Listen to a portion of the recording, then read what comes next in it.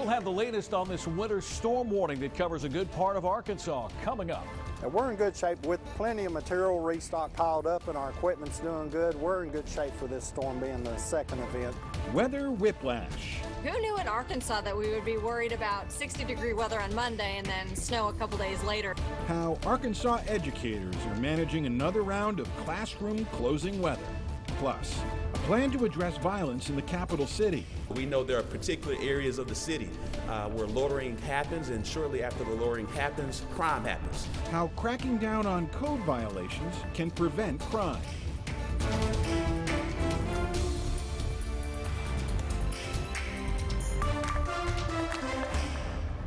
All right, we had a sunny weekend, then we had the early part of the week start with storms, now midweek winter weather. Good evening, thanks for joining us tonight. I'm Rolly Hoyt. And I'm Marlisa Goldsmith. Arkansans have seen it all this week, and our team of meteorologists and reporters have been there with you every step of the way. It's all hands on deck tonight, keeping you informed. Ian Russell is in Little Rock, Mercedes McKay across the river in North Little Rock. Plus, meteorologist Nathan Scott joins us tonight at 5. But first, we want to begin with Chief Meteorologist Tom Brannon. Tom, this is only the beginning, so what can we expect throughout the night? We have another wave all the way, Marlise, and you're right. Going back to severe weather, then the winter weather, this is how you Arkansas, folks. Let's face it, especially wintertime. We're going to talk to Nathan Scott out in the garden in just a moment. Let's get you up to date on what warnings we have. We're still under a winter storm warning through Thursday. That does include all of central Arkansas, Pulaski, Lone Oak, Saline, Perry, Hot Spring, Grant counties for the possibility and the likelihood that we're going to see some accumulating freezing rain and sleet. We've already had one batch today. Not only did we have sleet, we've had reports of snow. We've had thunder sleet. We've had some thunder snow. We've had accumulations. We've got one disturbance moving out of the way. The next one is beginning to take shape southwest of central Arkansas along the I-30 corridor. That's going to be creeping this way. Do not be surprised if you hear a rumble of thunder this evening. And anytime you hear that, we could have some very heavy precipitation. In Little Rock right now, 33 degrees, so what falls is rain, but it's below freezing in Hot Springs, Russellville, Searcy, and Stuttgart. And when that next batch of precipitation moves in, it could cool the numbers off a couple of more degrees. Again, we have a long night ahead tonight into tomorrow morning with more freezing rain and sleet. We're going to turn things over now to meteorologist Nathan Scott outside in the weather garden. Sleet, freezing rain, and how much, Nathan? Well, Tom, we had a round of some heavy sleet move through here right around lunchtime. There's still a little bit of evidence out here in THV11 weather garden. At this time, I'm seeing a light rain. Temperature 33 degrees, so it could be just primarily your regular rain. But in other spots, it may be freezing rain. And when it comes to the two, we want sleet versus freezing rain.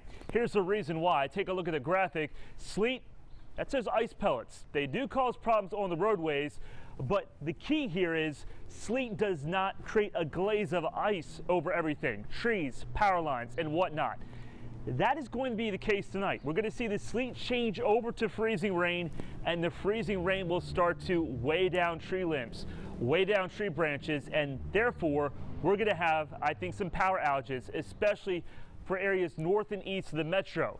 Here is the ice accumulation versus impacts graphic. Once you start to get above a quarter-inch of ice, you start to run into some problems. Any way you look at it, the roads are going to be a nightmare tonight and into tomorrow morning.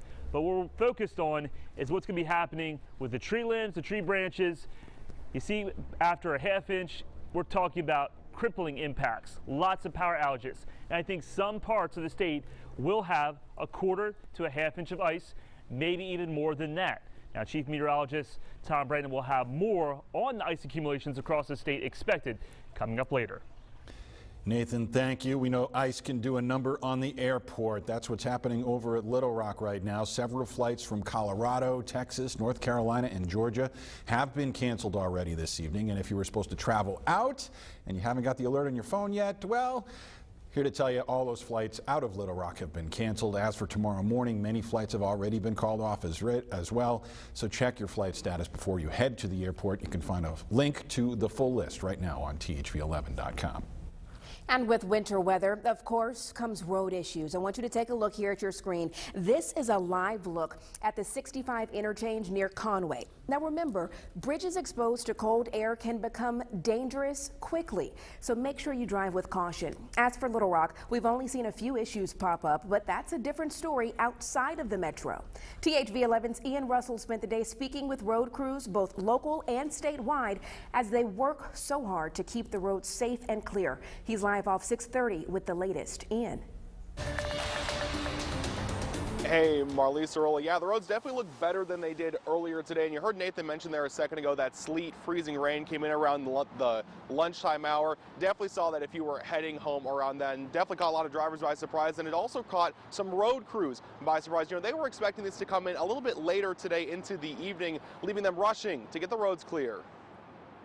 And we're in good shape with plenty of material restock piled up, and our equipment's doing good. We're in good shape for this storm being the second event. Eric Petty with Little Rock Public Works is feeling confident. If this forecast holds, it'll probably be a real bridge and overpass type situation. At least he was, until Wednesday saw heavy sleet in Little Rock just after noon. We had to check back because of how quickly that sleet was coming down. We have actually loaded our trucks. The trucks have been loaded, and they've went out to the bridges and overpasses, trying to make sure to get some material down on those as soon as we can. Those bridges and overpasses are important, but the roads that intersect with them, mainly highways, are also important. Dave Parker is a spokesperson for the Arkansas Department of Transportation. They've seen significantly worse conditions on Arkansas's highways, especially north of Little Rock. We got word that, hey, we're going to have to get out a little quicker, react with our salt trucks here in central Arkansas. And they've stayed busy. Like Petty, the storm pushed their plans up. We did not do an extensive pre-treatment here in central Arkansas. We did not, because the prediction was for rain. And as you said, it would have just washed it all away. Unfortunately, that could lead to more problems down the road. So we're trying to focus on it. But I think right now, scale of 1 to 10, we're about a 5. We're hanging in there okay. But both Petty and Parker say they'll be okay. Their crews have what they need to get roads back on track. That's correct. The trucks that are driving now, they'll continue working today until 7 o'clock when the night shift will show, and we'll do our transition, and then we'll stay on 12-hour shifts as needed.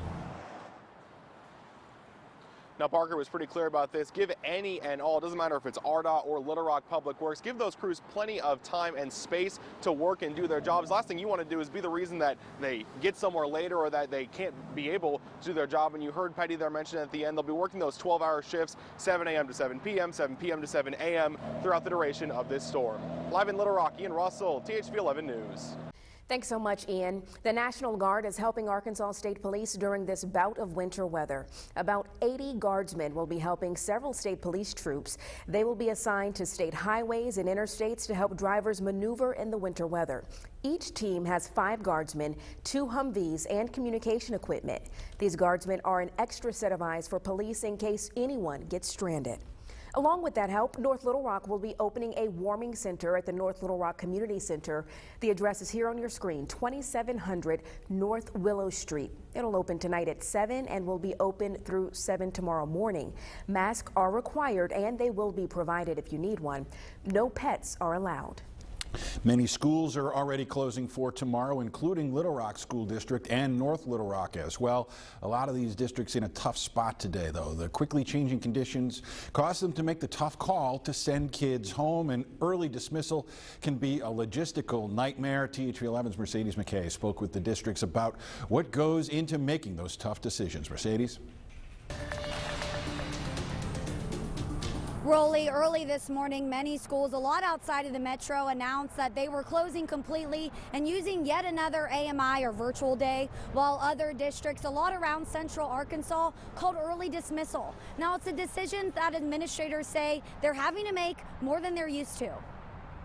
This has been a very difficult spring semester, considering we've maybe had 1 or 2 weeks where the kids have actually been in school for all 5 instructional days. Another school day cut short for Arkansas students as winter weather takes center stage for the second time this month. Who knew in Arkansas that we would be worried about 60-degree weather on Monday and then snow a couple days later? Now, 2 years in a row. That's not something that we're used to. While it's out of the ordinary, it's something schools have to be ready for at any time. Starting at about 6:15, I was on a call with our superintendent, our director of operations, and transportation director. Jessica Duff with Pulaski County Special School District says they're the ones who analyze the road conditions, which ultimately leads them to make the call on whether to let school out early. If there's a chance of icy roads, when we're supposed to typically be dismissing, we're not going to risk that. We're not going to risk our students or our staff getting stuck or injured. Putting safety first and instruction second is what the Benton School District did too. Getting the word out about the decision is something Public Relations Director Isabella Bradley says they have a system for. The first thing that we do is make sure our staff is aware so that they get that first email along with the principals, and then it trickles down from there. We want to make sure that parents, they know right away so that they can make plans. While it's still unknown what Thursday will bring, school administrators say they're ready to pivot like they have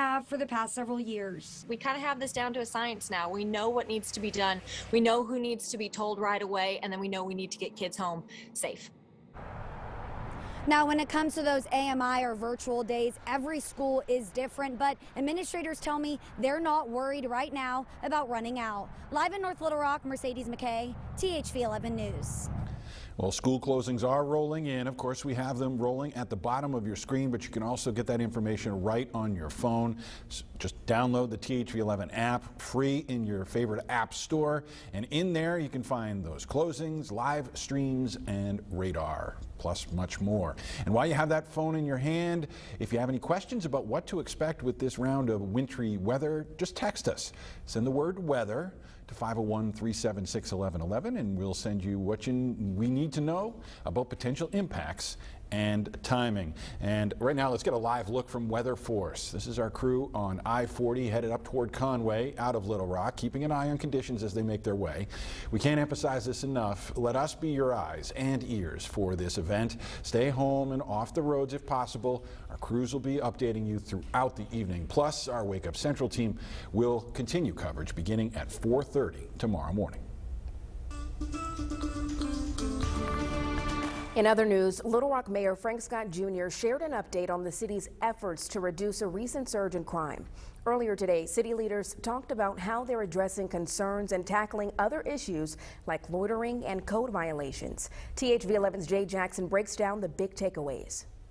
We know there are particular areas of the city where loitering happens, and shortly after the loitering happens, crime happens. For the last few weeks, lowering crime has been the focus for the city of Little Rock. It's up 35% compared to last year, with homicides up almost 43%. But city leaders say progress is being made. I am pleased to say that we have not had a homicide since our last press meeting last week. Now Mayor Frank Scott Jr. are focusing on working to address other issues like loitering and code violations. Last week, a team from Code Enforcement, along with housing and neighborhood programs, visited Bradford Estates. We found over 100 violations at the property and is currently working with the property owner. Little Rock Fire is focusing its attention on combating loitering around different areas and places of business. We identified 10 businesses, locations throughout the city that had the largest call volume of complaints in regards to loitering at their businesses.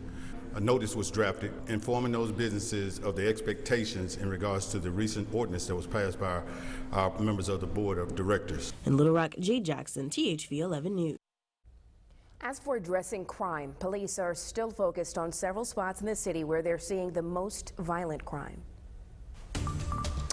Coming up after the break, we're going to talk about this winter storm warning, what impacts you can expect tonight, how much more ice and freezing rain you can also expect. That's coming up in a couple of minutes.